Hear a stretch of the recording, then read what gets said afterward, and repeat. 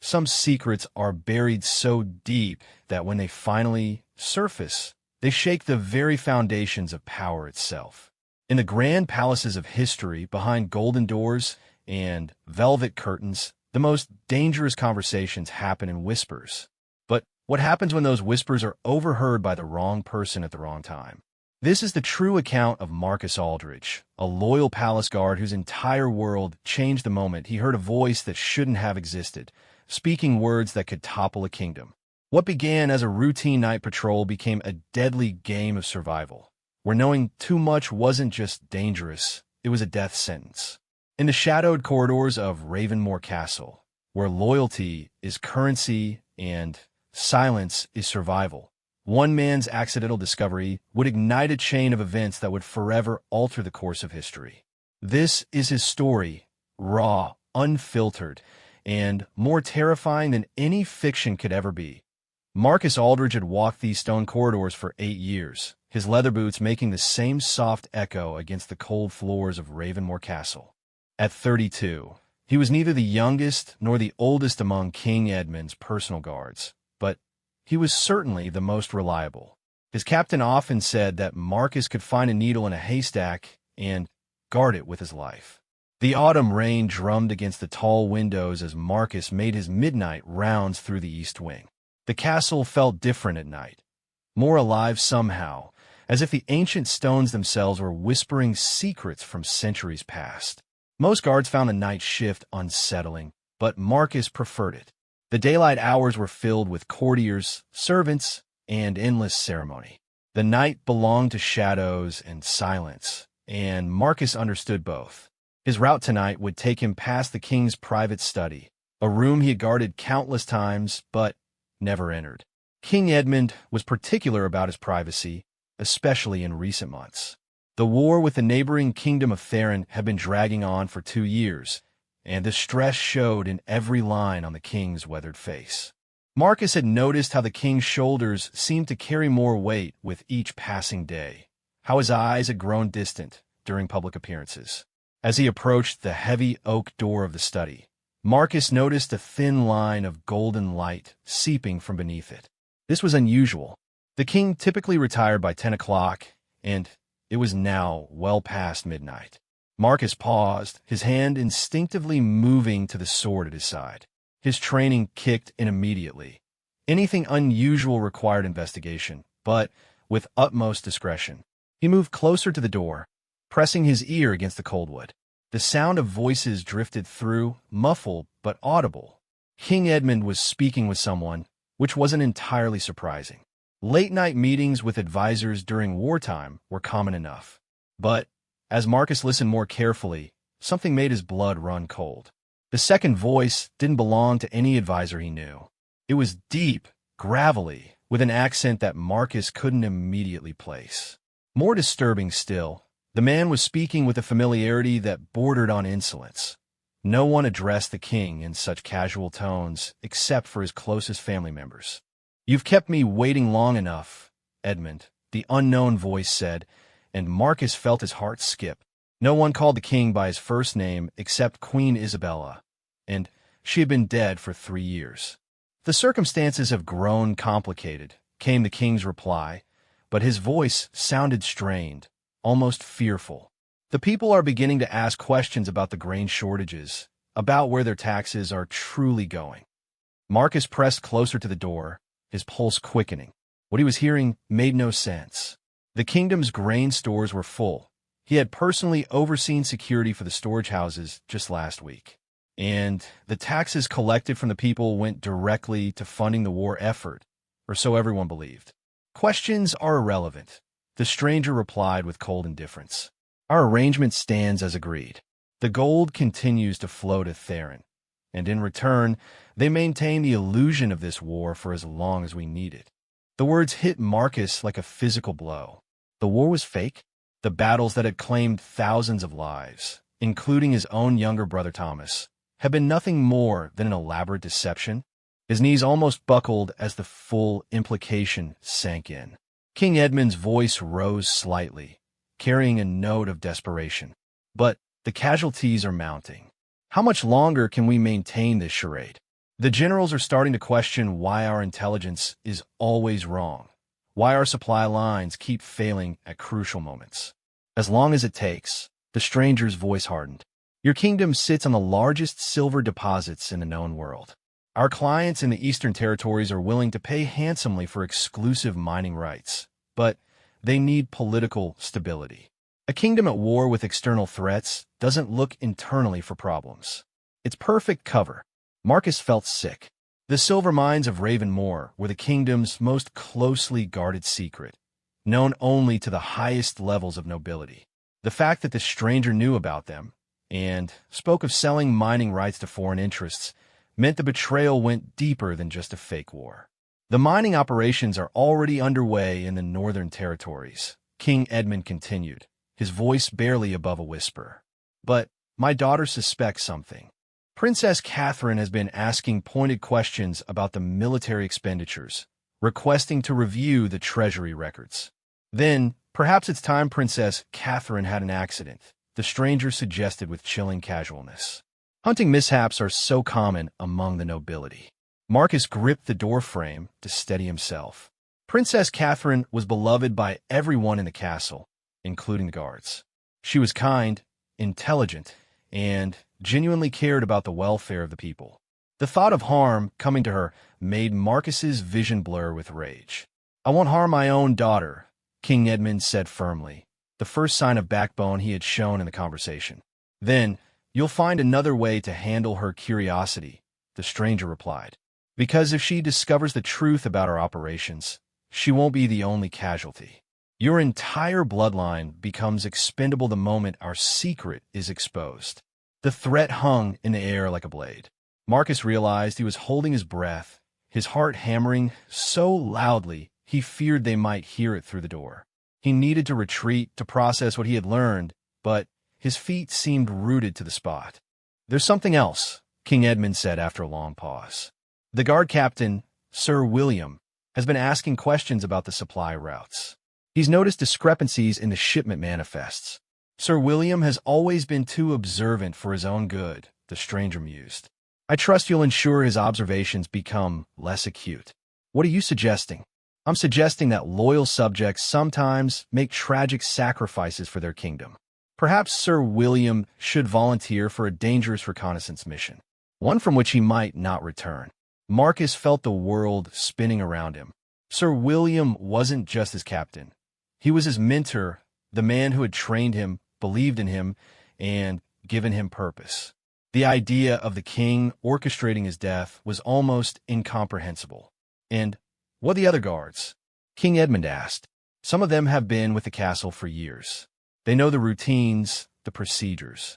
If we start eliminating everyone who might notice irregularities, then we eliminate them carefully, strategically, the stranger interrupted. A plague in the barracks, contaminated food supplies, accidents during training exercises. There are countless ways to thin the ranks without arousing suspicion. Marcus felt bile rise in his throat. They were discussing the systematic murder of his fellow guards. Men he ate with, trained with, men who had families and dreams and had sworn their lives to protect this very king who was now plotting their deaths. I need more time, King Edmund pleaded. Give me a few more months to find alternatives. Time is a luxury we can no longer afford, the stranger replied coldly. Our Eastern clients are growing impatient. They want to begin full-scale mining operations by spring, which means we need absolute control over the situation by winter's end. That gives you 8 weeks. 8 weeks to do what? 8 weeks to clean house completely. Anyone who might pose a threat to our operation needs to be eliminated. Anyone who might ask uncomfortable questions needs to disappear. Anyone whose loyalty might waver when they learn the truth needs to be silenced permanently. The conversation was interrupted by the sound of papers rustling. Marcus could hear King Edmund moving around the room, probably reviewing documents or maps. What about the neighboring kingdoms? The king asked. If word spreads about what we're really doing, the other kingdoms are too busy with their own problems to interfere. Besides, once the mining operation is fully established, we'll have enough wealth to buy their silence or their cooperation. Gold has a way of making men forget their principles. Marcus heard chairs scraping against the floor. They were preparing to end their meeting. Panic shot through him as he realized he needed to get away from the door immediately. But as he took his first step backward, his boot caught on an uneven stone, and he stumbled slightly, his sword clanging softly against his armor. The conversation in the room stopped abruptly. What was that? The stranger's voice was sharp alert. Marcus pressed himself against the wall beside the door, his heart racing. He could hear footsteps approaching the door from inside the room. There was nowhere to run. The corridor stretched long and straight in both directions, offering no cover. If someone opened that door, he would be completely exposed. The footsteps stopped just on the other side of the door. Marcus could practically feel eyes searching through the wood, trying to detect any sign of an eavesdropper. He held his breath, pressing himself as flat as possible against the cold stone wall. After what felt like an eternity, King Edmund's voice broke the silence. It's probably just the castle settling. These old stones make noise all night. Check anyway, the stranger commanded. Marcus heard the king's reluctant footsteps approaching the door. His hand moved to his sword hilt, though he knew he could never draw a weapon against his sovereign, no matter what he had learned. The door handle began to turn slowly. In that moment of pure panic, Marcus made a decision that would change everything. Instead of running or hiding, he began walking down the corridor with deliberate, measured steps, his normal patrol pace. When the door opened and King Edmund peered out, he would see his guard making his regular rounds. Nothing more.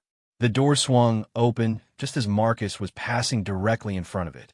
King Edmund's startled face appeared in the doorway, his eyes wide with alarm that quickly shifted to confusion, then relief. "Marcus," the king said, his voice carefully controlled.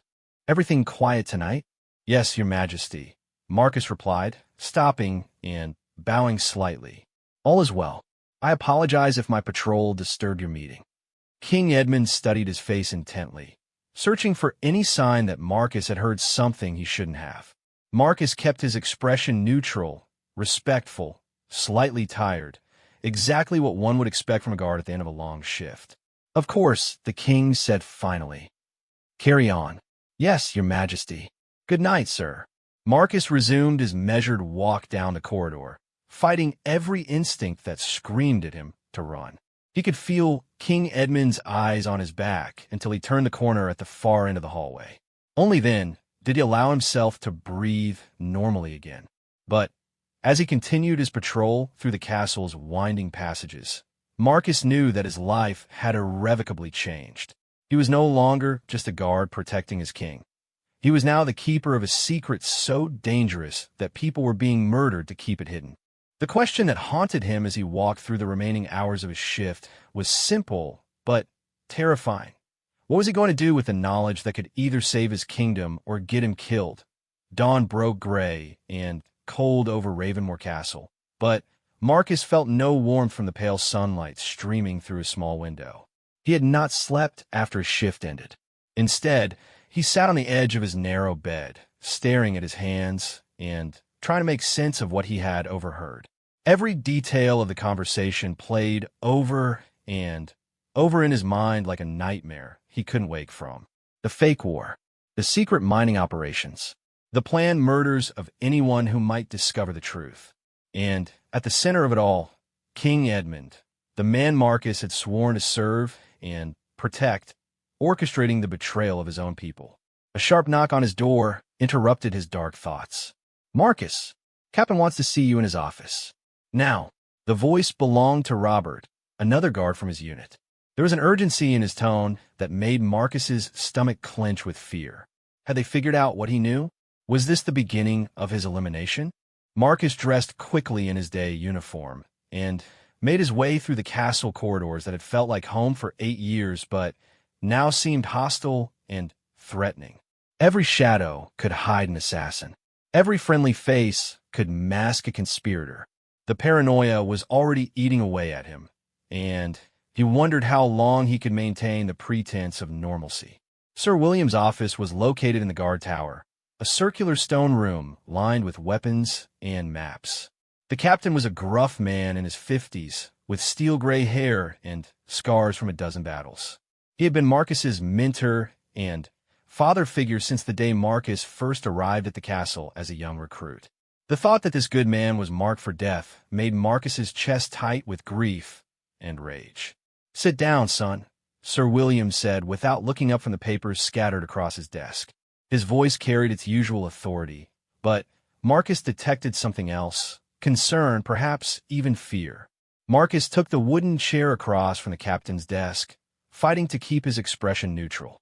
Sir William finished reading whatever document had his attention, then leaned back in his chair and studied Marcus with sharp eyes. "I'm going to ask you something, and I need you to be completely honest with me," the captain said slowly. "Last night, during your patrol, did you notice anything unusual? Anything at all that seemed out of place?" The question hit Marcus like a physical blow. Did Sir William know about the conversation? Was this a test to see if Marcus would reveal what he had heard? Or was the captain genuinely investigating something suspicious? "What kind of unusual, sir?" Marcus asked carefully.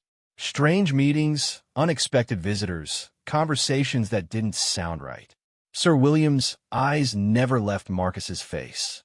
"I've been getting reports from other guards about odd activities in the castle.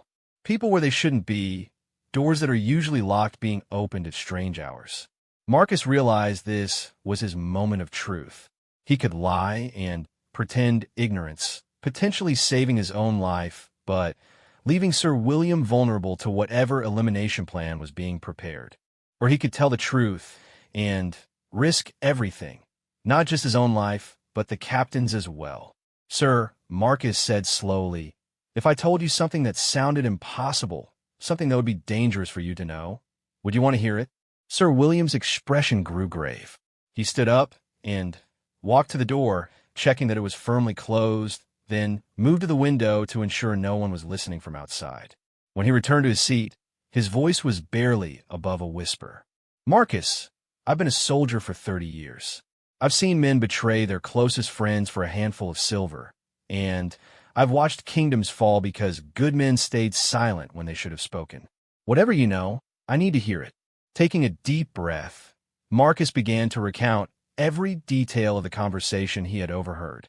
He told Sir William about the fake war, the secret mining operations, the plans to eliminate anyone who might discover the truth. He described the unknown man's voice and his casual discussion of murdering Princess Catherine.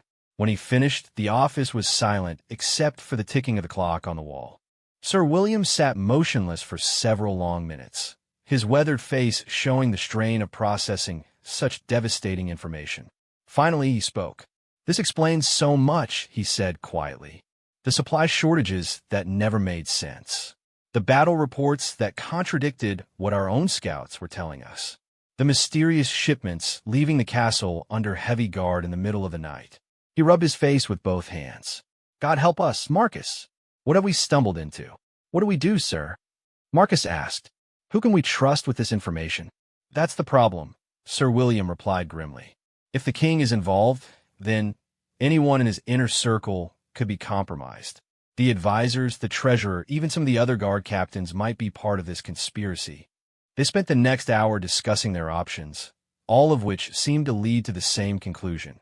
They were alone in their knowledge and completely outmatched by the forces arrayed against them. But as they talked, Sir William's military experience began to show. He started thinking strategically, looking for weaknesses in their enemy's position. "The man you heard talking to the king," Sir William said. "You mentioned his accent was unusual. Can you describe it more specifically?" Marcus closed his eyes, trying to recall the exact sound of the stranger's voice. It wasn't from any of the neighboring kingdoms. The pronunciation was different, more formal. Some of his words had an Eastern inflection. "Eastern territories," Sir William used. "That matches what he said about the clients who want mining rights. We need to find out who this man is and exactly what his connection to the king might be." Over the following days, Marcus and Sir William began their careful investigation. They could trust no one else completely, so they worked alone, using their positions as guards to gather information without raising suspicion. Marcus volunteered for extra shifts that would give him access to different parts of the castle.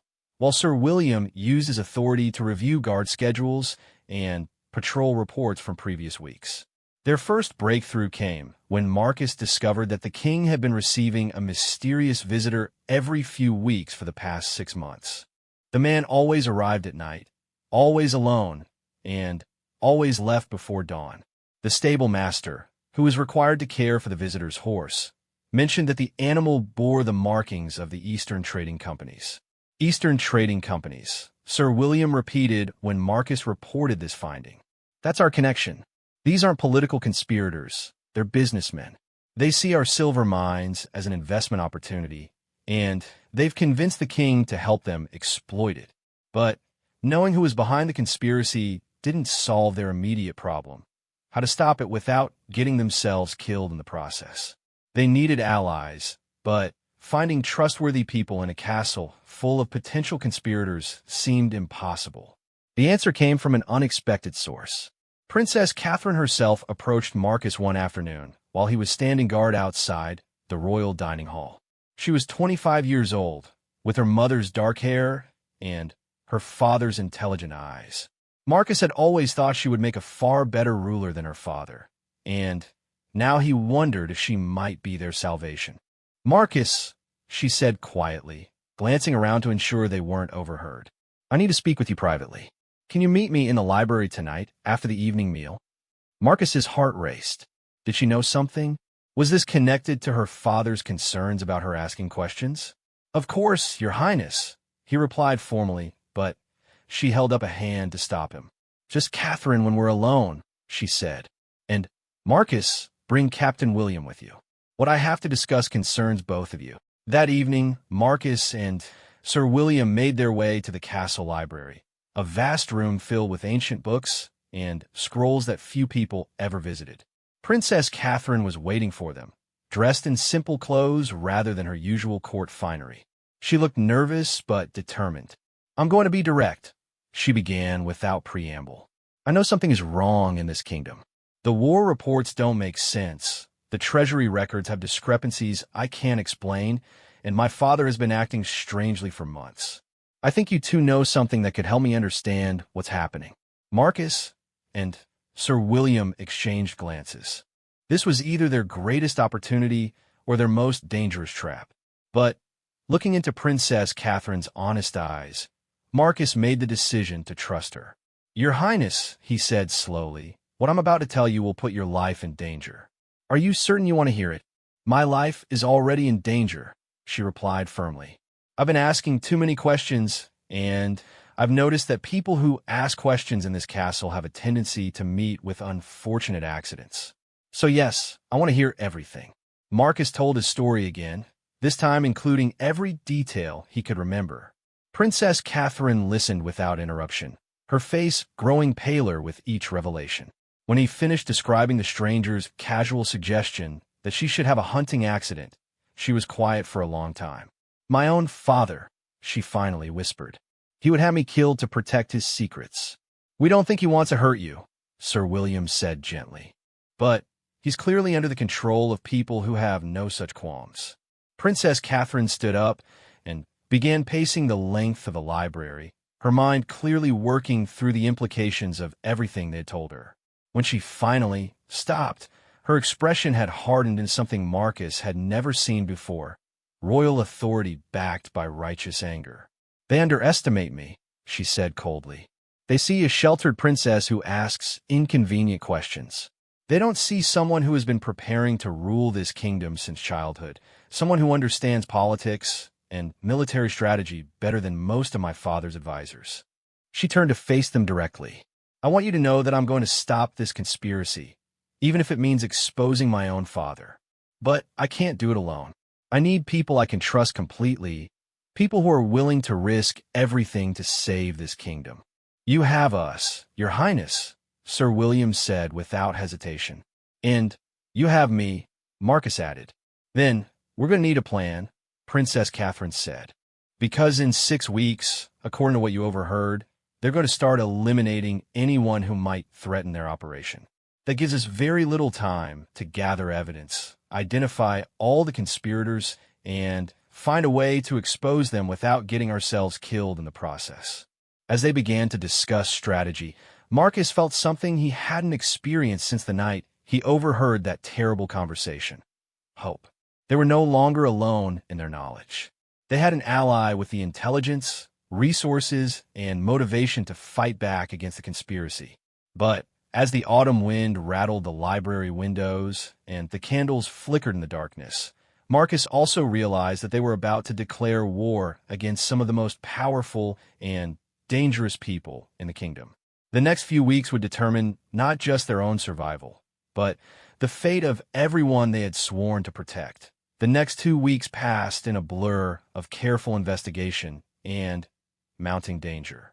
Princess Catherine proved to be even more capable than Marcus had imagined. Using her position and natural intelligence, she managed to uncover connections that would have been impossible for the guards to discover on their own. She learned that Lord Aldrich, the kingdom's treasurer, had been making unauthorized transfers from the royal treasury to accounts in the Eastern Territories. She discovered that General Marcus, who shared Marcus's name, but thankfully not his loyalty, had been deliberately feeding false information to the military commanders, ensuring that their strategies would fail and prolong the fake war. Most importantly, she identified the mysterious visitor, Dmitry Kozlov, a wealthy merchant and mining entrepreneur from the Eastern Kingdom of Aldris. He's been building a network of corruption across multiple kingdoms, Princess Catherine explained during one of their secret meetings in the library. Our silver mines are just one part of a larger operation. He's been manipulating local politics to gain access to natural resources throughout the region. But the more they learned, the more dangerous their situation became. Marcus noticed that he was being watched more carefully during his shifts. Sir William reported that several of his most trusted guards had been transferred to different assignments without explanation.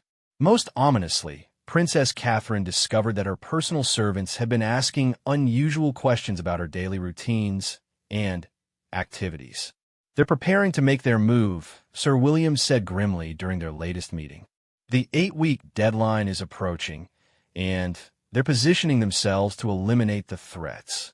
Then, we need to strike first, Princess Catherine replied. We have enough evidence to expose the conspiracy, but we need to do it in a way that protects us from retaliation. The plan they developed was risky, but clever. Princess Catherine would request a formal court session to discuss the kingdom's financial situation, using her royal privilege to demand answers about the war expenditures and treasury records. During this public forum, she would present their evidence in a way that would make it impossible for the conspirators to silence her without exposing themselves. Marcus and Sir William would provide security for the session, but, more importantly, they would be positioned to arrest the conspirators if Princess Catherine's revelations forced them into desperate action. They had also secretly alerted several guards who they believed were still loyal to the true interests of the kingdom. The court session was scheduled for a Thursday morning in late November. The Great Hall was filled with nobles, advisors, and other court officials who had been summoned to attend. King Edmund sat on his throne looking haggard and nervous, clearly aware that something was about to happen, but uncertain what it might be. Princess Catherine entered the hall dressed in her most formal court attire, carrying a leather satchel filled with documents. Marcus and Sir William took their positions near the throne, their hands resting casually on their sword hilts. The tension in the room was palpable. "Your Majesty," Princess Catherine began, her voice carrying clearly through the large hall, "I have requested this court session to address some concerns about our kingdom's financial situation and the ongoing war with Theron." King Edmund's face went pale, but he nodded for her to continue. "As your heir, I believe it's my duty to understand how our resources are being used," she continued. "I've been reviewing the treasury records and military expenditures, and I've discovered some troubling discrepancies." She opened her satchel and removed a stack of documents.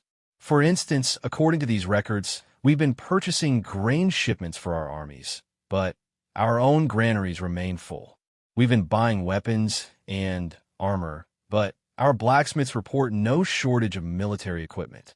We've been paying for intelligence gathering, but our scouts consistently provide information that proves to be inaccurate. Murmurs began to ripple through the assembled court. Lord Aldrich, the treasurer, shifted uncomfortably in his seat. General Marcus looked like he was preparing to flee. Furthermore, Princess Catherine continued, I've discovered that large sums of money have been transferred to accounts in the Eastern Territories, supposedly for diplomatic purposes. But when I contacted our ambassadors in those regions, they had no knowledge of any such diplomatic initiatives. The murmurs grew louder. Several nobles began exchanging worried glances. Your Highness, Lord Aldrich interrupted, standing up from his seat. These financial matters are complex and require specialized knowledge to interpret correctly. Perhaps this is not the appropriate forum for such technical discussions. On the contrary, Princess Catherine replied sharply, I believe the court has every right to understand how their taxes are being spent, especially during wartime, when every citizen is asked to make sacrifices. She reached into her satchel again and pulled out another document. This is a copy of a mining contract that grants exclusive rights to extract silver from our northern territories to a company based in Valdres. The contract is signed by King Edmund and witnessed by Lord Aldrich. The hall erupted in shocked voices. Silver mining was supposed to be strictly controlled by the crown, and granting exclusive rights to a foreign company was tantamount to selling off the kingdom's future. King Edmund rose from his throne, his face flushed with anger and panic. Catherine, you don't understand the complexities of statecraft. These arrangements are necessary for maintaining diplomatic relationships and funding our war effort. What war effort, father? Princess Catherine asked loudly, her voice cutting through the noise of the crowd. Because according to the reports I've received from our actual military commanders, not the sanitized versions that reach your advisors, there's been no real combat with Theran forces for over a year. The battles described in the official reports are complete fabrications. The hall fell into stunned silence. The implications of her statement were staggering. You're suggesting that the war is fake? Asked Duke William, one of the kingdom's most respected nobles. I'm not suggesting it. Princess Catherine replied firmly. I'm stating it as fact. The war with Theran is an elaborate deception designed to cover up the theft of our kingdom's resources. Our soldiers are dying in staged conflicts while foreign merchants steal our silver and our leaders profit from their betrayal. The crowd's mood shifted from confusion to anger. Voices rose throughout the hall as nobles and officials demanded explanations. In the midst of the chaos, Marcus noticed movement near one of the side entrances to the hall. Dmitri Kozlov had entered, accompanied by several men who looked more like mercenaries than diplomats. Marcus caught Sir William's eye and nodded toward the new arrivals. The captain's expression hardened as he recognized the danger. They had expected the conspirators to try to silence Princess Catherine, but they hadn't anticipated that Kozlov himself would make an appearance. Enough! King Edmund shouted, his voice echoing through the hall. This session is ended. Everyone will return to their duties immediately. But Princess Catherine wasn't finished. The people of this kingdom deserve to know that their taxes haven't been funding a war. They've been funding a conspiracy to sell our natural resources to foreign interests. They deserve to know that the sons and daughters who died in this fake war were murdered to maintain a profitable lie. Kozlov began moving through the crowd toward the throne, his mercenaries following close behind. Marcus realized they were about to make their move, probably to eliminate Princess Catherine and anyone else who might corroborate her story. Sir William, Marcus said quietly, drawing his sword slightly from its sheath. I see them, the captain replied, also preparing his weapon. But before either guard could act, something unexpected happened. Duke William stood up from his seat and drew his own sword, pointing it directly at King Edmund. By the authority granted to me as a peer of this realm, Duke William declared in a voice that carried absolute authority, I hereby charge King Edmund with treason against his own kingdom and people.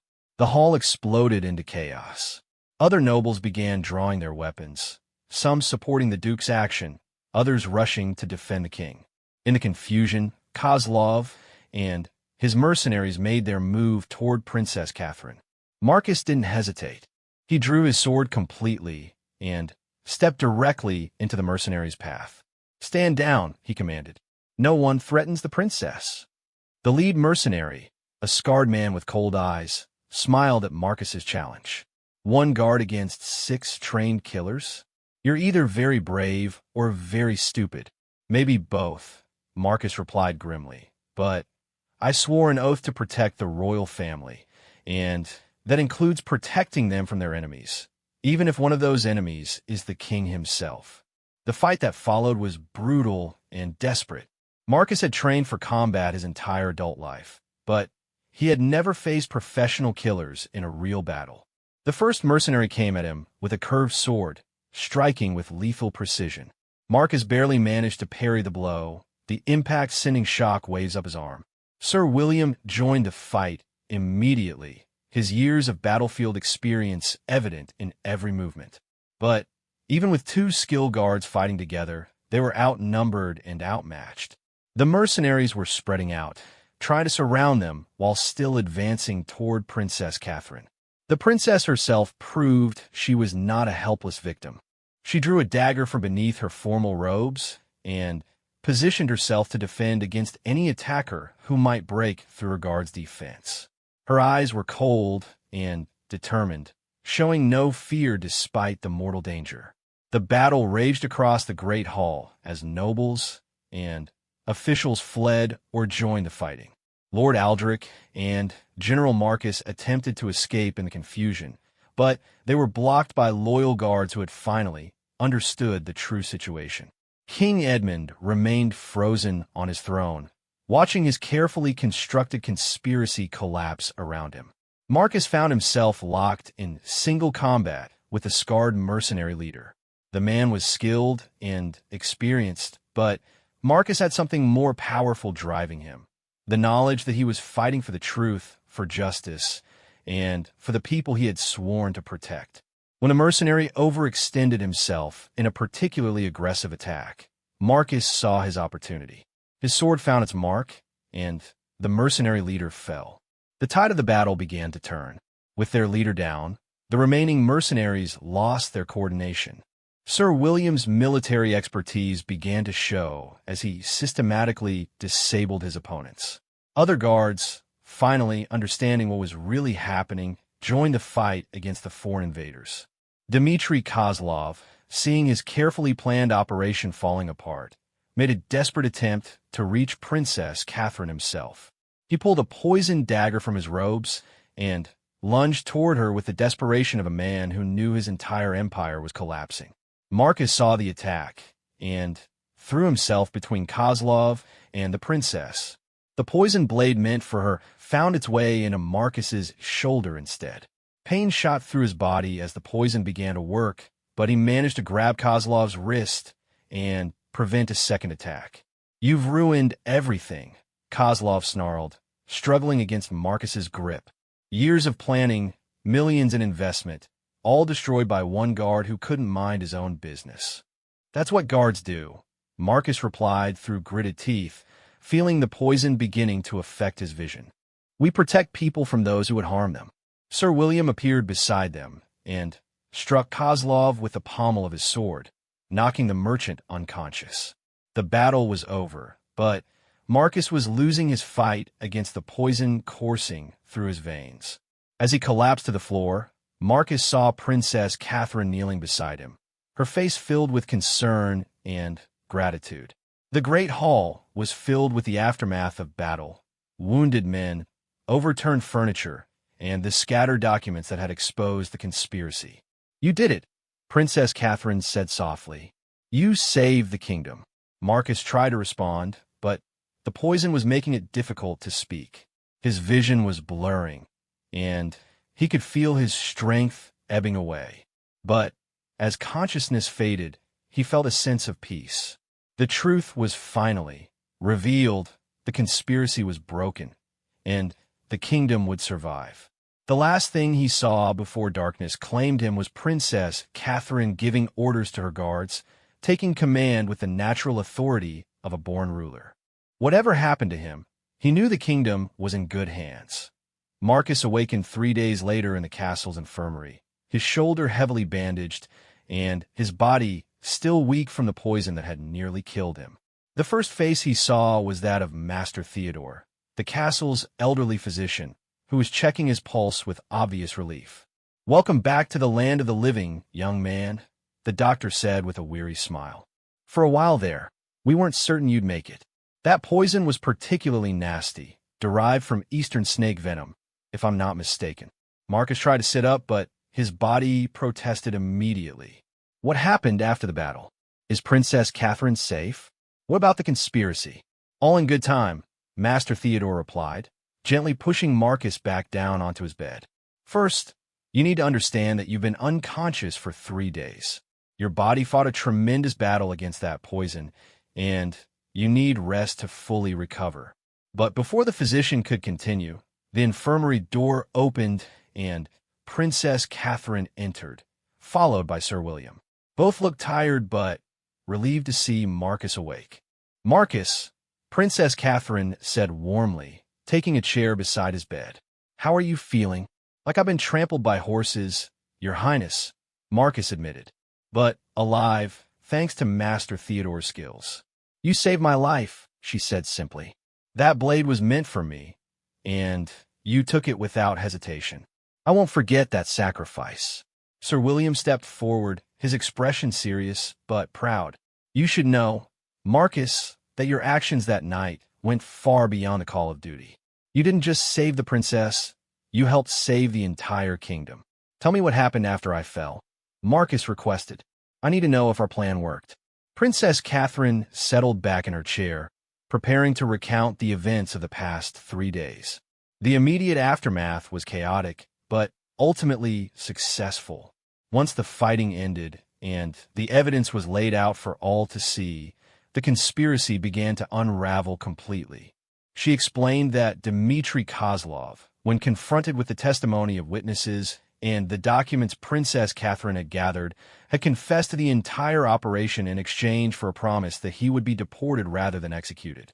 His confession implicated not just King Edmund, but a network of corrupt officials that stretched throughout the kingdom's government. Lord Aldrich and General Marcus were arrested immediately, she continued. Under questioning, they revealed the locations of secret mining operations, hidden treasury accounts, and communication networks that connected our conspiracy to similar operations in other kingdoms. "What about the king?"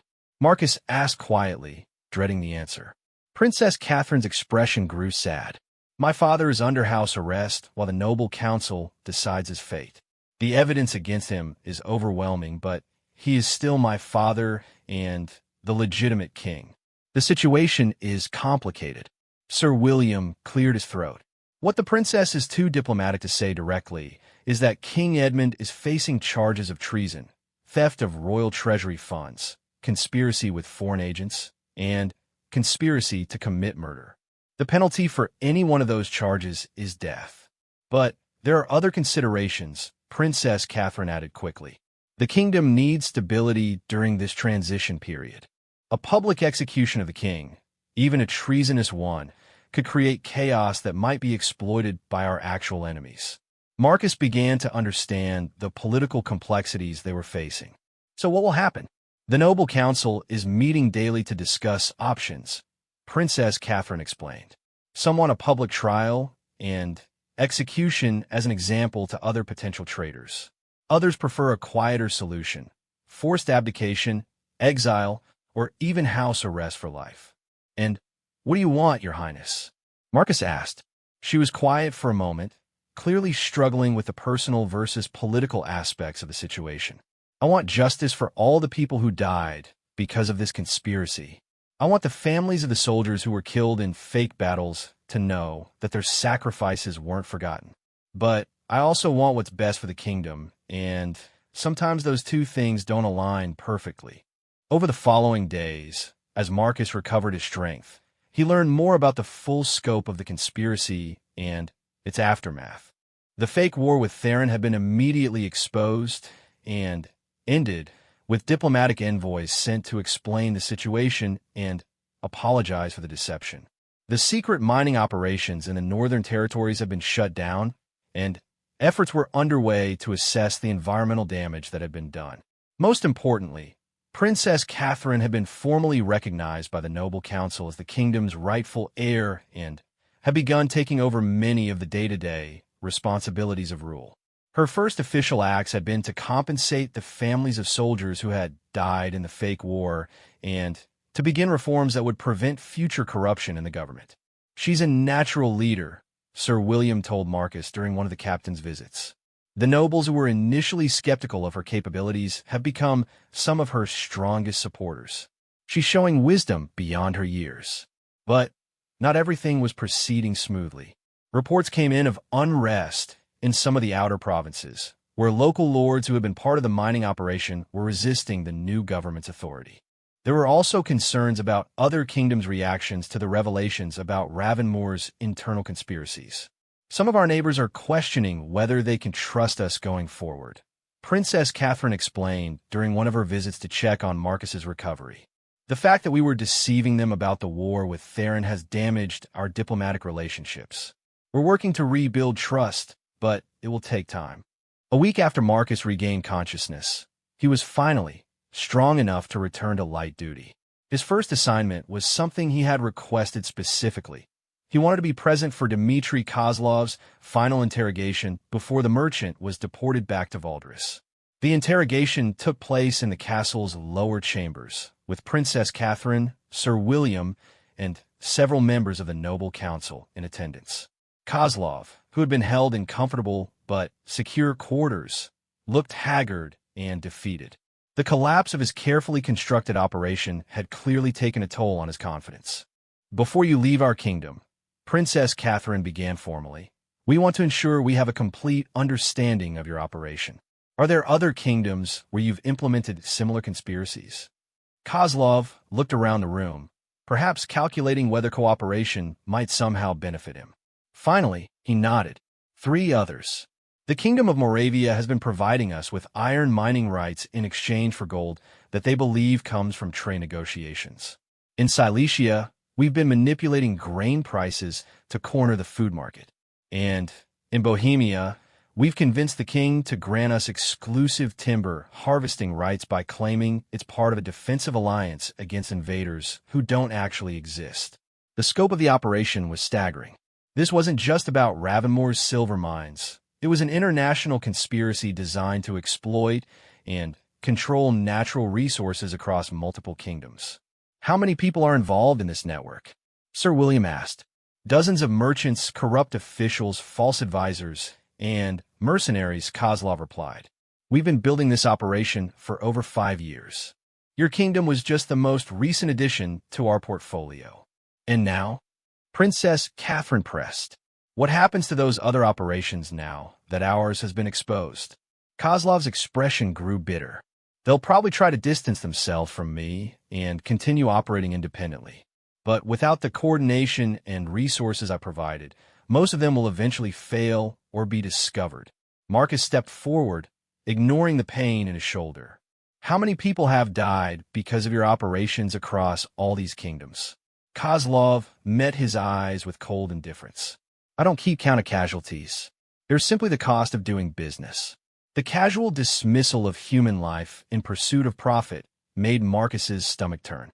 This man saw entire kingdoms as nothing more than resources to be exploited, and the people living in them as expendable obstacles to his wealth.